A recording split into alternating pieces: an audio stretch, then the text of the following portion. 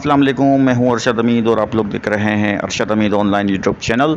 दोस्तों आज हम cashmal.com के ऊपर अकाउंट बनाने का तरीका सीखेंगे। बहुत ही सिंपल मेथड है।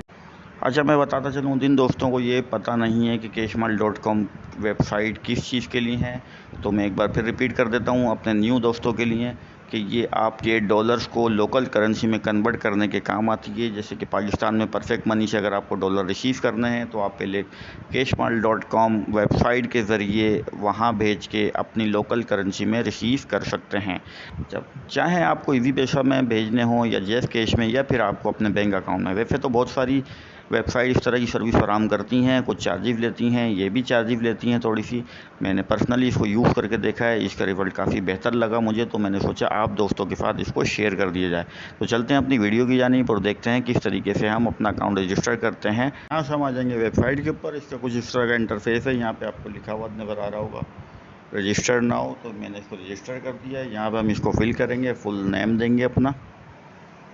यहाँ पर अपना नेम चूज़ करना है। यहाँ पे मैंने नाम लिख दिया। यहाँ पे नीचे वाले टैब में हमने ईमेल देनी है, फिर अपने पासवर्ड चूज़ करना है, फिर एक और बार हमने पासवर्ड चूज़ करना है, और उसके बाद हमने इनकी टर्म्स एंड कंडीशन पे के बॉक्स पे चेक लगा के इसको एक्सेप्ट कर लेना है। तो बहुत ही सिंपल मेथड है। यहाँ अब आप रजिस्टर हो गए cashmal.com के ऊपर।